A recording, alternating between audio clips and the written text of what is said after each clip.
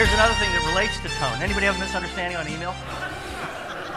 All right, now what's going on there? All right, there's no 55%.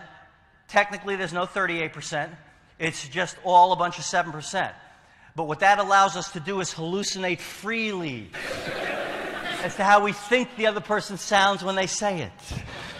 Our hallucinations are based on our blood sugar curve, our stress level, and everything we've got going on in that moment. Now, anytime you lose channels of communication like that, you're losing a lot of important information, but you always get something in return. And you want to take advantage of that as a conscious communicator.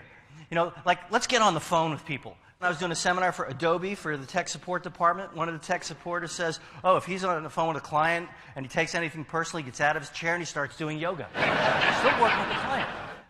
Because when he's in one of these postures, he can't take it personally. Now, in a face-to-face interaction, you suddenly go, you give people trout mouth, huh? Coming back to written communication, what you're given in return is time is on your side. It's not a real interactive medium. So go back to the old days in a time of yesteryear when the earth is still cooling. And if we're going to write, we have to use a typewriter.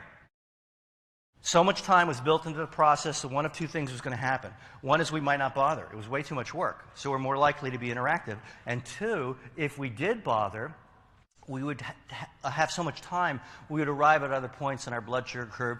We would read, we would reread, we would edit. But in comes the digital age. And so part of the seduction, it's quick and easy. Not to mention we have a big volume to deal with, so we get in a real get-it-done mode. So we read quickly, we write quickly, we edit sparingly. Ping! Misunderstanding. You ever reread an email the next day? Have you noticed that there's sentences in there that were not in there the day before? You know why that is? Because email elves sneak in at night and add to it. Why that is because we can pay attention to 7, give or take 2 things at one time. We read something, it triggers us off in thought. We read unconsciously. If you're writing emails to humanoid life forms, you want to take that into account. Look, is something you're about to say going to send somebody off in thought and distract them from getting the next line? So you always got to look at this from the other person's perspective. It's not about you communicating it. It's about, did you land the communication? That's your goal as a conscious communicator.